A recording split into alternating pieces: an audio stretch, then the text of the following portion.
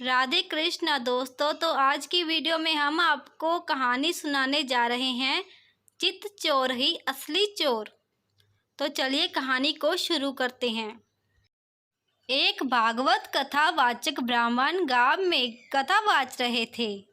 उस दिन उन्होंने नंदलाल कन्हैया के सौंदर्य, उनके आभूषणों का बड़ा मनमोहक वर्णन किया।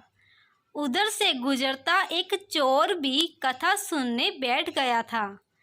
उसने जब आभूषणों के बारे में सुना तो उसे लालच आया। उस दिन की कथा समाप्त होने पर पंडित जी को खूब दक्षिणा मिली, जिसे गठड़ी बनाकर वह लिए चले। जरा सुनसान में पहुँचे तो चोर सामने आ गया। उसने पूछा कि श्याम मनोहर कृष्ण कहाँ रहते हैं? मुझे उनके घर से गहने चुराने हैं, पता बताओ। पंडित जी डर गए। उन्हें अपने सामान का भय हुआ, सो उन्होंने बुद्धि लगाई और कहा कि उनका पता मेरे झोले में लिखा है। यहाँ अंधेरा है, थोड़ा उजाले में चलो तो देख के बताऊंगा। चोर तैयार हो गया, उसे जल्दी थी। पंडित जी ने और चतुराई की, अपना भोजा उसके सिर पर लाद दिया और ऐसे स्थान पर पहुंचकर रुके जहां लोगों की आवाजाही ज्यादा थी। फिर उन्होंने थैले में से पोथी खोली, देखने का स्वांग करते रहे। विचार कर बोले, वृंदावन चले जाओ। मुझे जब कृष्ण जी मिले थे तो उन्होंने वृंदावन ही बताया था। चोर संतुष्ट हो गया और पंडित जी से आशीर्वाद लेकर विदा हुआ।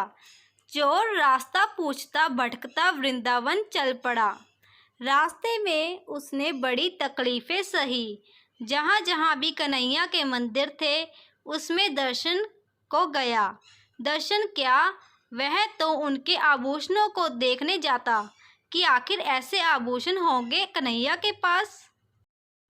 आभूषण निहारने में उसने इतने मंदिरों में भगवान की इतनी छवि देख ली कि उसे खुली आंखों से भी प्रभु नजर आते।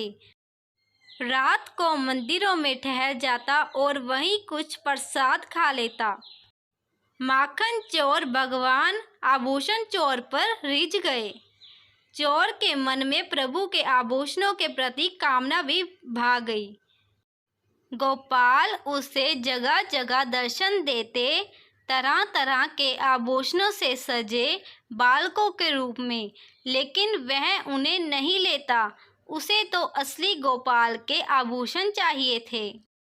चोर परेशान कि कब वह कन्हैया के धाम पहुँचे और कन्हैया परेशान कि वह इतनी दूर क्यों जा रहा है, जब मैं राह में ही उसे बहुत सारे आभूषण दे रहा हूँ।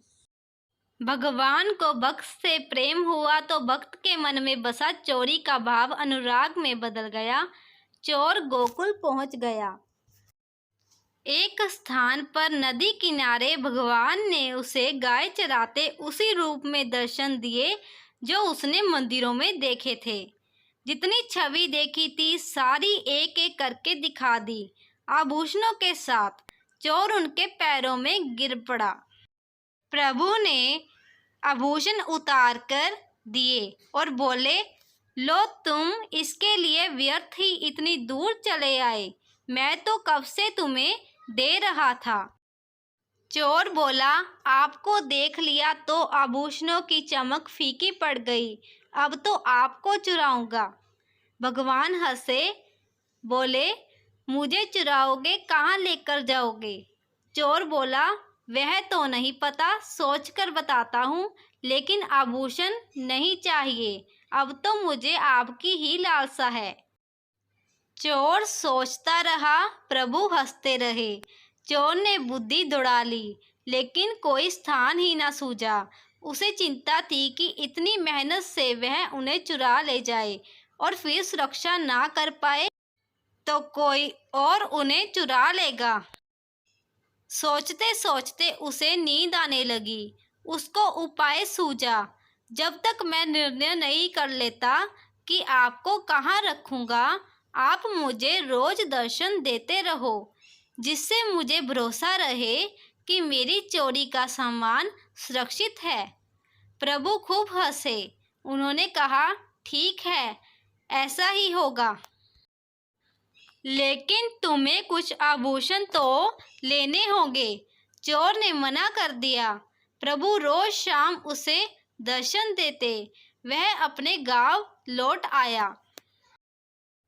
पंडित जी कथा वाँच रहे थे। उन्हें सारी बात बताई। यकीन ना हुआ तो शाम को जब प्रभु दर्शन देने आए तो उनका एक आभूषण मांगकर दिखाया और साबित कर दिया। पंडित जी बोले, भाई चोर, असली साधु तो तू है। मैं तो कान्हा का नाम लेकर बस कथाएं सुनाता रहा और आजीविका जुटाता रहा, लेकिन तुमने तो उन्हें ही जीत लिया। लुटाकर खुद को जब आए तेरी बाकी अदाओं पर, दिल के मामले में हम भी अमीर हो गए। जय श्री कृष्ण।